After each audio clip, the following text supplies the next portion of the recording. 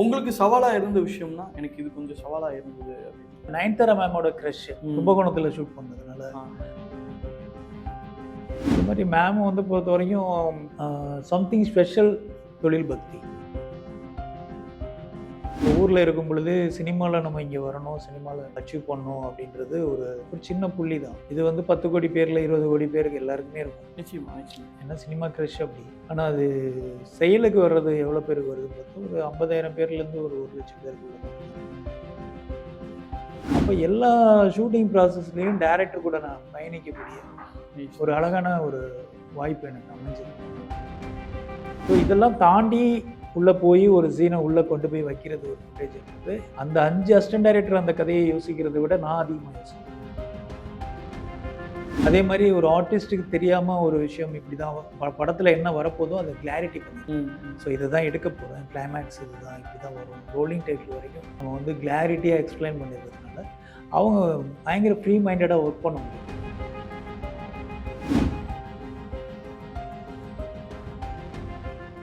திரைமொழி நேயர்கள் அனைவருக்கும் வணக்கம். நான் உங்க ஜித்து. இன்னைக்கு என் கூட ஒரு ஸ்பெஷலான ஒரு கெஸ்ட் இருக்காங்க. டைரக்டர் ராம்நாத் சார் இருக்காரு.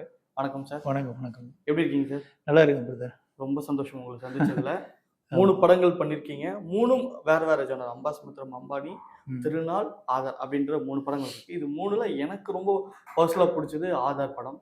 நான் அப்போ ரிலீஸ் ஆகிறதுக்கு முன்னாடி ப்ரிவியூ பார்த்தேன், எனக்கு ரொம்ப பிடிச்சிருந்தது. ஸோ இப்போ உங்களை சந்திச்சதுல மகிழ்ச்சி. நிறைய விஷயங்கள் பேசணும்னு இருக்கேன். இப்போ நீங்க காமெடி ட்ராக் அப்படின்னும் போது சார், இப்போ அம்பாசமுத்திரம், அம்பானில சில பேர்லாம் சொல்லுவாங்க எது வேணாலும் நீங்க மேனிஃபெஸ்ட் பண்ணதான் நடக்கும் அப்படின்னு இப்ப பேசிட்டு இருக்காங்க. ஆனா நீங்க அந்த டைம்லயே வந்து நான் இப்படி ஆகணும், நான் இப்படி ஆனா நான் வெற்றி அடைவேன்ற ஒரு தாட் இருக்குல்ல, அது எங்க ஸ்டார்ட் ஆச்சு? இல்லை அதுதான், அது வந்து லைஃப்லேருந்து எடுத்தது. அதனால ஈஸியாக எல்லாரோடைய ரிலேட் பண்ணிக்க முடிஞ்ச ஒரு படமாக அது அமைஞ்சதுக்கு காரணம் என்னுடைய லைஃப்பில் நான் பார்த்த ஒரு என்னை பாதித்த ஒரு புள்ளியிலேருந்து அந்த திரைக்கதை உருவானது. ஆமாம், அது நான் ஏற்கனவே பதிவு பண்ணியிருக்கேன். ஏவிஎம்மில் ஒரு டீ ஷாப்பு, அந்த டீ ஷாப்பில் வந்து ஒரு டீ குடிச்சிட்டு 100 ருபீஸ் வந்து கொடுத்துட்டேன். அவர் வாங்கின பிறகு ஒரு கால் வருது எனக்கு. அந்த கால் வந்து ஒரு செய்தி வந்து ஒரு ஷாக்கிங்கான நியூஸு ஊரில் இருந்து. ஸோ அப்போ நான் வந்து இந்த இதுலேருந்து கட் ஆகி நான் அந்த ஃபோனோட அப்படி அவே ஆகிட்டு, நம்ம அதான இயல்பு. பேசிட்டு திருப்பி வந்து நம்ம ரியலைஸ் பண்ணிவிட்டு பணம் கொடுத்த பேலன்ஸ் கேட்குறதுக்காக வரும்போது அவர் நீங்கள் கொடுக்கவே இல்லைன்னு சொல்லிட்டார் அந்த ஓனர். ஏவிஎம் ஆப்போசிட்டில் இருக்குது அந்த டீ கடை. Okay okay. அப்போது நான் எவ்வளவு கன்வே பண்ணால் கூட அவரால் அதை ரியலைஸ் இல்லை, நீங்கள் கொடுக்கவே இல்லை, இந்த மாதிரி நிறைய பேர் வராங்க அப்படி இப்படின்லாம் பேசணும்னா சரி, கொஞ்ச நேரத்துக்கு அப்புறம் நம்ம அதை ஃபோர்ஸ் பண்ண முடியல. ஓகேன்னு சொல்லிட்டு வந்துட்டேன். ஆனால் அந்த போகும்போது வரும்போதும் ஒரு 90 ரூபா நம்ம காசு அந்த கடையில் இருக்குன்ற ஒரு விஷயம் இருக்கும். ஆமாம், அது வந்து டிஸ்டர்ப் பண்ணிகிட்டே தானே இருக்கும், நம்ம ஏமாந்துருக்கோம் அப்படின்னு. அப்போது இந்த ஒரு 100 ருபீஸ் இவ்வளோ டிஸ்டர்ப் பண்ணுது அப்படின்னா, லைஃப் முழுக்க ஒருத்தன் உழைச்ச உழைப்பை வந்து அண்ணாச்சியை நம்பி போய் கொடுத்துட்டே வரான். அவர் திடீர்னு இறந்துட்டார், எந்த எவிடன்ஸுமே இல்லை. அது எவ்வளோ பெரிய ஜோல்டான ஒரு பிளேவாக மாறும். Super super. அப்படிங்கிறதுலேருந்து ட்ரைவ் எடுத்து பண்ணது தான் அந்த ஸ்க்ரீன் பிளே. ஸோ பட் ஆனால் நம்ம ஃபிலிமில் அதை ரொம்ப கரெக்டாக ஹேண்டில் பண்ணியிருப்போம், அது பாசிட்டிவாக ஹேண்டில் பண்ணியிருப்போம். அவர் வந்து எல்லாம் எழுதி வச்சுட்டு தான் போயிருக்காரு. ஆனால் சில ஸ்க்ரீன் பிளேவாக பார்த்தா அந்த இடம் பயங்கர ஜர்க்கிங்காக இருக்கும். Yes yes. அண்ணாச்சி இறந்த பிறகே படம் வந்து என்னடா அது அப்படின்ற இடத்துக்கு வந்துடும். வாட் நெக்ஸ்ட்ன்ற ஒரு ஃபீல் வந்துடும். எனக்கு ரொம்ப இம்ப்ரெஸ் ஆன இது விஷயம் சார், இவர் ரொம்ப கஷ்டப்பட்டிருப்பாரு. ஆனால் அம்பானியாவும் அவர் மேனிஃபெஸ்ட் பண்ணிட்டே இருப்பார் அந்த கேரக்டர். எனக்கு அந்த படம் பார்த்துட்டு ஒரு தாக்கம், நம்ம என்ன ஆகணுமோ நினைக்கிறோமோ அதுவாகவே ஆகிவிடுவோம் அப்படின்னு நானும் மேனிஃபெஸ்ட் பண்ண ஆரம்பிச்சிட்டேன். இப்போ எல்லாருமே மேனிஃபெஸ்ட் பண்ண ஆரம்பிச்சிட்டாங்க, அது ஒரு ட்ரெண்டாகவே மாறிடுச்சு சார். தேங்க்யூ. அது சொன்னாங்க, நிறைய பேர் என்ன சொன்னாங்க. இல்லை அது பொதுவாகவே சொல்கிறது தானே. ஆக்சுவலி நம்ம மைண்டில் வந்து ஒரு மைண்ட் வைஸ் வார்மப்பிங்லேயே இருந்ததுன்னா அதை நோக்கி நம்மளை நகர்த்தி அதை எடுத்துகிட்டு போவோம் அப்படின்ட்டு. இப்போ ஊரில் இருக்கும் பொழுது சினிமாவில் நம்ம இங்கே வரணும், சினிமாவில் அச்சீவ் பண்ணணும் அப்படின்றது ஒரு சின்ன புள்ளி தான். இது வந்து 10 கோடி பேரில் 20 கோடி பேருக்கு எல்லாருக்குமே இருக்கும். நிச்சயமா நிச்சயமா. ஏன்னா சினிமா க்ரஷ் அப்படி. ஆனால் அது செயலுக்கு வர்றது எவ்வளோ பேருக்கு வருதுன்னு பார்த்தா ஒரு 50,000 பேர்லேருந்து ஒரு 1,00,000 பேருக்குள்ளே மட்டும்தான் இருக்கு. ஆமாம். அப்போ இந்த 9 கோடி பேர் அரைஸ் ஆகிடுறாங்க. ஸோ இது ஒரே ஒரு ரீசன் வந்து இந்த ஒரே விஷயத்துக்குள்ள நம்ம மைண்ட் வந்து மேனிஃபெஸ்ட் பண்றது. பண்ணிக்கிட்டே இருக்கிறது. அப்புறம் அதை நோக்கி அது கொஞ்சம் கொஞ்சமாக நம்ம நகர்த்தி ம். அது எடுத்துகிட்டு வரும். பட் அது சில ஸ்ட்ரகிள்ஸ், ஃபேமிலி சுச்சுவேஷன்ஸ், அது இது வாட் எவர் எனி ரீசன்ஸ் வந்து உங்களுக்கெல்லாம் இருக்கும் தவிர்க்கப்பட்டவங்களுக்கு. பட் அதுலேயும் பிடிவாதமாக இருக்கிற பர்சன்ஸ் மட்டும் இப்படி உள்ள வர்றாங்க. அப்போ அந்த தாட்ஸ் ப்ராசஸ் வந்து ரொம்ப முக்கியமாக டெஃபினட்டா. நான் ஃபீல் பண்ணுறேன். Yes sir. இப்போ கருணாஸ் அவர்கள் வந்து ஒரு நல்ல பெர்ஃபார்மர்ன்றது தெரியுது. ம். ஆனா ஃப்ரம் த பிகினிங் அவர் வந்து காமெடி ட்ராக்ஸ் தான் பண்ணிட்டு இருந்தாரு. காமெடினா தான் இருந்தாரு. அவரை வச்சு ஒரு சீரியஸான சீக்வென்ஸ் பண்ணலாம், எமோஷனல் கொண்டு வர வைக்கலாம் அப்படின்ற ஒரு தாட் எப்படி வந்தது? அவர் எப்படி இந்த சப்ஜெக்ட்குள்ள வந்தார்? அதான் அது வந்து திண்டுக்கல் சாரதியிலே நடந்ததுல்ல. ஆ. இப்போ திண்டுக்கல் சாரதி 2008. ஆமா. ஸோ அப்போ வந்து அதில் ஸ்க்ரீன் பிளே டைலாக் நான் தான் பண்ணியிருக்கேன். ஓ! அப்ப இருந்தே உங்களுக்கு அறிமுகம். ஆமாம், அது முன்னாடி அதுதான் நான் ஃபஸ்ட்டு படம் அவரோட லீட் ரோல் பண்ணுறாரு. ஆ, ஆ. அதுக்கு முன்னாடி நந்தா ரிலீஸ் ஆன பிறகுலேருந்து நான் கூட ட்ராவல் ஆகிட்டு தான் இருக்கேன். பூபதி பாண்டியன் டேரக்டர் வந்து இன்ட்ரோ பண்ணுறாரு. ம். கூட ட்ராவல் ஆகுறேன். எல்லா கருணா சார் கமிட் ஆகிற எல்லா டேரக்டர்ஸ் கூடவும் நான் ஸ்கிரிப்ட் சைட் இருப்பேன். Super, super. எனக்கு பேர் போடுங்க, படத்தில் பேர் வருதாங்கிறதெல்லாம் நான் பார்க்குறது கிடையாது. ம். ஏன்னா பிளாக் அண்ட் ஒயிட் காலத்துலேருந்து 10 பேர் படத்துக்கு வந்துட்டு தான் இருக்கு. ஆமாங்க. அதில் எத்தனை பேர் டேரக்டர் ஆயிருக்கோம், எத்தனை பேர் ஆகலைங்கிறது ட்ரூ, தான். ட்ரூ. நம்ம என்ன பண்ணணும்ன்றது நம்ம என்ன பண்ணுறோம், நம்ம இண்டிவிஜுவலிட்டி என்ன அப்சர்வேஷன் தான் சினிமா கண்டிப்பா. அப்படின்றத டிசைட் பண்ணதுனால நான் அதை லேர்ன் பண்ணிட்டு மட்டும் வந்தேன். ம், ம். நான் இன்டைரக்டாக உள்ளுக்குள்ளே இருந்துக்கிட்டே இருந்தேன் ம், சினிமாவில். ம், ம். ஸோ அப்போது சீன் பேப்பர்ஸ் வந்து நம்ம கைக்கு வரும். நம்ம வந்து பென்சிலில் ஒர்க் பண்ணி தருவேன்.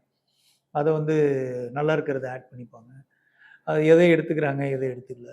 ஸோ இந்த மாதிரியான ப்ராசஸ் ஒன்று இருக்குல்ல, அது ப்ராக்டிக்கலாக எனக்கு ஷூட்டிங்லேயே இருக்கக்கூடிய ஒரு விஷயம் எனக்கு அமைஞ்சது. Super, super. அது வந்து கருணா சார் கூட நான் இருந்ததுனால தான் அது அமைஞ்சது. ம், இப்போ ஒரு டைரக்டரோட நான் ஏடியா இருந்திருந்தேன் அப்படின்னா, அந்த டைரக்டர் ஒரு தடவை ஷூட்டிங் போவார். ம். ஒரு 50 நாள் போவார். அப்புறம் அதுக்கப்புறம் நெக்ஸ்ட் இல்ல பார்ட்ல ஒரு 75 நாள் போறாருன்னே வச்சுக்கோங்க. அப்புறம் ஒரு 4 வருஷம் கழிச்சு ஒரு 75 நாள் போவார். 3 வருஷம் கழிச்சு போவார். பட் நான் வந்து ஷூட்டிங்ல தான் இருப்பேன். ஏன்னா இவர் கண்டினியூவா கண்டினியூவா காலையில ஒரு ஷூட்டிங், மத்தியானம் ஒரு ஷூட்டிங், நைட்டு ஒரு ஷூட்டிங், ஷிஃப்டிங் இப்படி இருப்பேன். அப்போ எல்லா ஷூட்டிங் ப்ராசஸ்லயும் டைரக்டர் கூட நான் பயணிக்கக்கூடிய ஒரு அழகான ஒரு வாய்ப்பு எனக்கு அமைஞ்சது. அதுதான், அது ஒன்று தான் என்னுடைய ப்ளஸ்ஸாக நான் நினைக்கிறேன். நிச்சயமா. என்னுடைய ஃப்ரெண்ட் சர்க்கிளில் உள்ளவங்களும் அதுதான் ஆச்சரியமா சொல்றாங்க. அது எல்லாருக்கும் கிடைக்காது. அது எல்லா டைரக்டரோடவும் நீங்க இன்டராக்ட் பண்றீங்க அப்படின்னு. இப்போ ஏ வெங்கடேஷ் சார் கூட குத்து, ஜே சூர்யா சார் கூட நியூ, அது ஒரு கலக்கம், பாலு மகேந்திரா சார் கூட பக்கத்துல இருந்து பார்க்குற ஒரு அப்சர்வேஷன் கிடைக்குது. எந்த இடத்துல இருந்தாலுமே நமக்கு என்ன வேணுங்கிறதுல நம்ம அப்சர்வேஷனாக இருந்தால் மட்டும்தான் நம்ம அதுலேருந்து லேர்ன் பண்ண முடியும். நீ எவ்வளோ க்ளோஸாக பக்கத்துலேயே ஏடியாவே வச்சுருந்தா கூட அவன் பிரெயின் என்னன்றது தான் முக்கியம். இப்போ எனக்கு என்ன அதில் ஒரு சவால் இருந்தது அப்படின்னா, மற்ற அசிஸ்டன்ட் டைரக்டர்ஸை விட ஒரு பெரிய சவால் எனக்கு. அதுதான் கேட்கணும். ஏன்னா நார்மலாகவே சின்னதுக்குள்ள அந்த டீம் விட மாட்டாங்க. ஏதாவது ஒரு ஈகோ இருக்கா? ஒரு ஈகோ இல்லை, பயங்கர ஈகோ. அந்த ஈகோலாம் கிராஸ் பண்ணி நான் உள்ள போறது கஷ்டம். நிச்சயமா. இப்போ ஒரு டைரக்டர் கூப்பிட்டு இந்த பையன் சொல்றதை எழுதிப்பா அப்படின்னு சொன்னா கூட அந்த ஏடி வந்து அதை இக்னோர் பண்ண பார்ப்பாங்க. ஆமாங்க. இவர் யாரு, நம்ம டீம் கிடையாது, இவர் இதே செய்யணும் அப்படின்ற ஒரு ஃபீல் இருக்கும். ஸோ இதெல்லாம் தாண்டி உள்ள போய் ஒரு சீனை உள்ள கொண்டு போய் வைக்கிறது ஒரு ஃபுட்டேஜ்ன்றது, அந்த 5 அசிஸ்டன்ட் டைரக்டர் அந்த கதையை யோசிக்கிறதை விட நான் அதிகமாக யோசிக்கிறேன். அப்போதான் நான் ஸ்ட்ரென்த்தனா உள்ள ஒரு ஃபுட்டேஜ் கொடுக்க முடியும். ஒரு சின்னதாக ஒரு கண்டென்ட் வைக்க முடியும், ஒரு டைலாக் இருந்தால் கூட. அப்போ க்ளீன் அப்சர்வேஷன், ஸ்டடி பண்ணுறது. அப்புறம் அந்த நான் போகிற டைரக்டர்ஸுடைய முன்னாடி உள்ள படங்களை போட்டு பார்க்குறது, பார்த்துட்டு அதில் என்ன அந்த டைரக்டரோட பிரெயின்ங்கிறது நமக்கு ஓரளவுக்கு தெரிஞ்சுக்க முடியும். இப்படிப்பட்டவங்க இது ஓகே பண்ணுறாங்க, இது ஓகே பண்ணல. ஸோ அதெல்லாம் ஸ்டடி பண்ணி ஒர்க் பண்ணுறது. இந்த மாதிரியான ஒரு டஃப் சிலபஸ் இருந்தது அப்போ ஏன்னா உள்ளே வரப்போ. அப்படி தான் நான் உள்ளே போவேன். அதுக்கப்புறம் அவங்க அக்செப்ட் பண்ணிக்குவாங்க. ஃபஸ்ட்டு தெரியப்படுத்துறது இடம் இருக்கு இல்லையா, அது ரொம்ப கஷ்டம். நிச்சயமா சார். நானும் என் ஃப்ரெண்டும் அடிக்கடி நாங்கள் அந்த படத்தை பற்றி நிறைய டிஸ்கஸ் பண்ணுவோம். அப்போ வந்து சொல்லியிருப்பாரு, நம்ம சின்ன ஆர்டிஸ்ட்டை வச்சு படம் பண்ணும்போதோ இல்லை நியூ ஃபேஸ் வச்சு படம் பண்ணும்போதோ நம்ம கைக்குள்ள இருக்கும், நம்ம ஹேண்டில் பண்ணுறதுக்கு ஈஸியாக இருக்கும், நமக்கு ஏற்ற மாதிரி நம்ம பர்ஃபார்மன்ஸ் வாங்கிக்கலாம், எல்லாம் வாங்கிக்கலாம். ஸ்கிரிப்ட்லேயும் எந்த சேஞ்சஸ் பண்ண மாட்டாங்க. பட் ஒருவேளை ஒரு நல்ல மார்க்கெட்டில் இருக்கக்கூடிய ஆக்டர்ஸோ இல்லை பெரிய லெவலில் இருக்கக்கூடிய ஆக்டர்ஸோ பர்ஃபார்ம் பண்ணும்போது அவங்களுக்கு தகுந்த மாதிரி சில கரெக்ஷன்ஸ் பண்ணணும், அவங்களுக்கு தகுந்த மாதிரி நம்ம சில இடங்களை வளைஞ்சு நெளிஞ்சு போக வேண்டிய கட்டாயம் இருக்கும். அது ஒரு இயக்குனரா அவங்களுக்கு ஒரு ஈகோ கிளாஷ் ஆகலாம் அப்படின்ற மாதிரி அவர் சொல்லி நான் கேள்விப்பட்டேன். நீங்க 2வது படம் திருநாள் பண்ணும்போது ஒரு பெரிய ஸ்டார்ஸ் பண்றீங்க. ஏன்னா அதுக்கு முன்னாடி நீங்க என்னதான் இருந்தாலும் ஒரு குரூ, சின்ன குரூ இல்ல பெரிய குரூ, பெரிய ஸ்டார்ஸ்ன்ற போது எந்த அளவுக்கு சேலஞ்சா இருந்தது? அதுதான் சொல்றேனே. இப்போ நான் எனக்கு இயல்பாகவே ஆரம்பத்திலேருந்தே நான் சின்சியராகவே இருந்துகிட்டே வந்ததுனால இந்த இடமும் நான் அதே மாதிரி ஹேண்டில் பண்ணுறேன். எனக்கு வந்து ஒரு பெரிய எக்ஸைட்மெண்ட்டு அதெல்லாம் இல்லாமல் மேம் கூட வந்து ஈஸியாக நான் கனெக்ட் ஆகி போயிட்டே இருக்கேன். சூப்பர். அது காரணம் என்ன அப்படின்னா, ஃபேஸ் வேல்யூ எக்ஸைட்மெண்ட் எனக்கு கிடையாது. ம். நம்ம ஒரு வேலை செஞ்சுருப்போம், அந்த வேலை சரியாக இருந்தால் அவங்க மதித்து வந்திருப்பாங்க. ம். அப்படி இல்லைன்னா வரமாட்டாங்க. ம். ம். ம். இவ்வளோ தான் கவுண்ட். அப்படி மதித்து வந்திருக்கவங்கள்ட்ட நம்ம ட்ரூவாக இருக்கணும். ம். ம். இந்த 2 பாயிண்ட் தான். ஸோ அப்போது ஒரு சீன் வேல்யூ எந்த அளவுக்கு இருக்குங்கிறத வேல்யூ பண்ணி தான் அவங்க உள்ளே வர்றாங்க ம். படத்துக்குள்ளே. ம். வந்த பிறகு அவங்க சில ஒப்பீனியன்ஸ் ஏதாவது இருந்துச்சுன்னா அதை நான் வந்து முன்னாடியே கேட்டுருவேன். ம். இதெல்லாம் வந்து இந்த அப்ரோச்சஸ்லாம் கூட ஒரு ரீசனாக இருக்கலாம். அதே மாதிரி ஒரு ஆர்டிஸ்ட்டுக்கு தெரியாமல் ஒரு விஷயம் இப்படி தான் படத்தில் என்ன வரப்போதோ அதை கிளாரிட்டி பண்ணிடுறது. ம். ம். ஸோ இதை தான் எடுக்க போகிறேன், கிளைமேக்ஸ் இதுதான், இப்படி தான் வரும், ரோலிங் டைட்டில் வரைக்கும் நம்ம வந்து கிளாரிட்டியாக எக்ஸ்பிளைன் பண்ணிடுறதுனால அவங்க பயங்கர ஃப்ரீ மைண்டடாக ஒர்க் பண்ண முடியும். Okay, super. இவன் என்ன எடுக்கிறான், எதுக்கு எடுக்கிறான் அப்படின்ற ஒரு மைண்ட் செட் கொடுக்கறதே இல்லை. ம். அது அப்படி கொடுக்கறது இல்லைங்கிறதுனால அவங்க என்கிட்ட பேசுறதுக்கு அன்னெசரியாக எந்த டாபிக் வராங்க, வரதுக்கு வேலையே இல்லை. அவங்க பாட்டுக்கு வருவாங்க, ஒர்க் பண்ணி போயிட்டே இருப்பாங்க. அப்படிதான் என்னோட ஆர்டிஸ்ட் எல்லாத்தையுமே நான் வச்சுப்பேன். உங்களுக்கு சவாலா இருந்த விஷயம்னா, எனக்கு இது கொஞ்சம் சவாலா இருந்தது அப்படின்னு? அது என்ன, நயன்தாரா மேமோட க்ரஷ் கும்பகோணத்தில் ஷூட் பண்ணதுனால அது எப்பொழுதும் எல்லாருக்கும் உள்ளது தானே, ஒரு கிரேஸ். ஆமாம், லைவ் லொக்கேஷன்ஸ் எல்லாம் எடுக்க முடியல, நிறைய க்ரௌடு, பயங்கரமான க்ரௌடுக்குள்ளே தான் நான் அந்த படம் எடுத்தோம். ஸோ அப்படி பார்க்கும்போது அது அவங்களுக்கான ரெகக்னைசிங் அது. ஸோ அதையும் பேலன்ஸ் பண்ணி அவங்கள ஹேண்டில் பண்ணுது. அதே மாதிரி மேமும் வந்து பொறுத்த வரைக்கும் சம்திங் ஸ்பெஷல் தொழில் பக்தி நான் பார்த்ததில்ல. எப்படிங்க தொழில் பக்தி அப்படின்னா, அப்போ அவங்க வந்து அந்த அவ்வளவு நேர்த்தியாக பார்ப்பாங்க அந்த சினிமாவை. அது அவங்களுக்குள்ள அந்த ப்ராசஸ் வந்து இருக்குது. அதை நான் ரொம்ப க்ளோஸாக வாட்ச் பண்ணேன். ஒரு விஷயத்த வந்து பண்ணுறதுக்கு முன்னாடி இது எப்படி பண்ணணும், என்ன பண்ணணும் அப்படின்றதெல்லாம் பேசிக்கிறதா இருக்கட்டும், டிஸ்கஸ் பண்ணிட்டு பண்ணுறதா இருக்கட்டும். ஸோ அந்த மாதிரியான விஷயங்கள். அப்புறம் பங்க்சுவாலிட்டி, ஷூட்டிங் பங்க்சுவாலிட்டி, அதெல்லாம் அவங்கள அடிச்சுக்க முடியாது. ரொம்ப ஆமாம், அவ்வளோ பிஃபோராக இருப்பாங்க. 5 to 10 minutes பிஃபோர் உள்ள ரெடின்ற தகவலோடு தான் இருப்பாங்க. ஸோ அது மாதிரி. அப்புறம் சம்திங் ஸ்பெஷல் வந்து காஸ்டியூம் சேஞ்ச் வந்து அப்படி பண்ணுவாங்க. அது ஒன்று தான் டைம் எடுக்கிற இடம். ஷூட்டிங்கில் வந்து என்னைக்குமே டைம் ரொம்ப முக்கியம். எக்ஸாக்ட்லி. அப்போ லைட்ஸ் போயிட்டு இருக்கும், கேமராமேனுக்கு ஒரு இஷ்யூ இருக்கும், ஆர்ட் டைரக்டருக்கு ஒன்று இருக்கும். ஸோ சம்திங் அந்த மாதிரி ஒரு இதில் பார்த்தா அவங்க வந்து எத்தனை சாரி காஸ்டியூம் சேஞ்ச் சொன்னாலும் அவ்வளோதான், அப்படி வந்துட்டே இருப்பாங்க. ஸோ அது பெரிய மேஜிக் தான் அவங்கள பொறுத்தவரை. நான் கூட 2 பேர் இருக்கீங்களா உள்ளன்ற மாதிரிலாம் கேட்டேன். ஸோ அந்த மாதிரி வெரி நைஸ் பர்சன், ரொம்ப ஹம்பிளான பர்சனாலிட்டி. அவங்களோட இமேஜுக்கும் பழகிறதுக்கு சம்மந்தமாக இருக்காது. ஆனால் நீங்கள் சொல்கிறீங்க சார், நிறைய அவங்களுக்கு அப்போசிவாக தான் சில விஷயங்கள் சொல்கிறாங்க. அவங்க வந்து ஷூட்டிங் வர மாட்டாங்க, அவங்களுக்கு பிடிக்கலனா அவங்க கேன்சல் சொல்லிடுவாங்க, எந்த ஆர்டிஸ்டோடையும் பேச மாட்டாங்க, அவங்களுக்கு மட்டும் ப்ரியாரிட்டி பார்க்கணும், இப்படி நிறைய பேர் சொல்லி கேள்விப்பட்டிருக்கேன் மீடியாவில். அவங்களா அதெல்லாம் கான்ட்ரவர்சியாகவே இருக்குது. இப்போ நீங்கள் சொல்லும்போது அப்படியே ஆப்போசிவாக இருக்குது. இல்லை, அதுதான் சொல்கிறேன். ஆக்சுவலி வந்து நம்ம என்னங்கிறதுல இருந்தும் ஆப்போசிட். இப்போ நீங்கள் கேட்குற கொஸ்டினுக்கு தான் நான் ஆன்சர் பண்ணுவேன். இப்போ அந்த மாதிரி நம்மளுடைய பிஹேவியரும் நம்மளுடைய அப்ரோச்சஸும் எப்படி இருக்கோ அதுக்கு தான் அவங்கள்ட்ட இந்த ரியாக்ஷன்ஸ் இருக்கும்.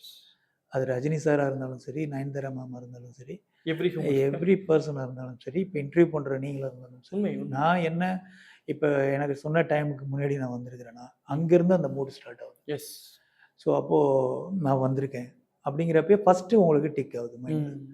ஸோ அங்கேருந்து தான் என் மேலே உள்ள ஒப்பீனியன் ஸ்டார்ட் ஆகுது. ட்ரூ. ஸோ அந்த ஒப்பீனியன் ஸ்டார்ட் ஆகும்போது நான் என்ன கலர் ஷர்ட் போடணும், என்ன எடுத்துகிட்டு வரணும், நான் கேட்குற கொஸ்டின் வந்து அவர் கேமராமேனை இம்ப்ரெஸ் பண்ணும், அவர் நம்மளை ரெஸ்பெக்ட் பண்ணுறாரு அப்படின்னு. ஸோ இதெல்லாம் இந்த மாதிரியான லேயர்ஸால் பின்னப்பட்டது தான் மூடு. ஸோ இந்த மூடு வந்து நம்ம கரெக்டாக பார்த்துக்கிறதுக்கான ப்ராக்டிஸ் பண்ணிட்டோம் அப்படின்னா ஆட்டோமேட்டிக்காக அது அமிதாப் பச்சன் சார் இருந்தாலும் மனுஷன் தான். ஆமாம், அவருக்குன்னு ஒரு பிரின்சிபல் இருக்க போகுது, இவ்வளோ தானே. நான் அப்படி தான் பார்க்குறேன். அவருக்கு என்ன பிடிக்கும், என்ன பிடிக்காது, இவ்வளோ தானே. அவருக்கு பிடிச்சதை சேர்ந்துடும், பிடிக்காததை விட்டுருப்போம். சிம்பிள். எல்லா ஆர்டிஸ்ட்டுக்கும் ஒரு பிரின்சிபல் இருக்கும், ஒரு மூட் அவுட் இருக்கும், ஒரு விஷயம் பிடிக்காமல் இருக்கும். அதெல்லாம் இருந்தால் தானே ஒரு பெரிய கலைஞனுங்கிறப்போ அதெல்லாம் இருக்கும். அதெல்லாம் ஆடடாக தான் இருக்கும் சேர்ந்து. ஏன்னா அவங்க க்ரஷ்லேயும் கேமரா முன்னாடியுமே இருக்கிறவங்க, அவங்களுக்குன்னு ஒரு சில விஷயங்கள் இருக்கும், ப்ளஸ் இருக்கும், மைனஸ் இருக்கும். அதெல்லாம் வந்து நம்ம ஈஸியாக ஹேண்டில் பண்ணி அதுதான் டைரக்ஷன் ஃபீல்டை நான் நினைக்கிறேன். சூப்பர். ப்ளஸ்ஸை வந்து எக்ஸிக்யூட் பண்ணுறது தான் டைரக்ஷன். கண்டிப்பாக. இவ்வளோ நேரம் எங்களுக்காக அழகாக நிறைய விஷயங்கள் ஷேர் பண்ணதுக்கு நன்றி சார். தேங்க்யூ.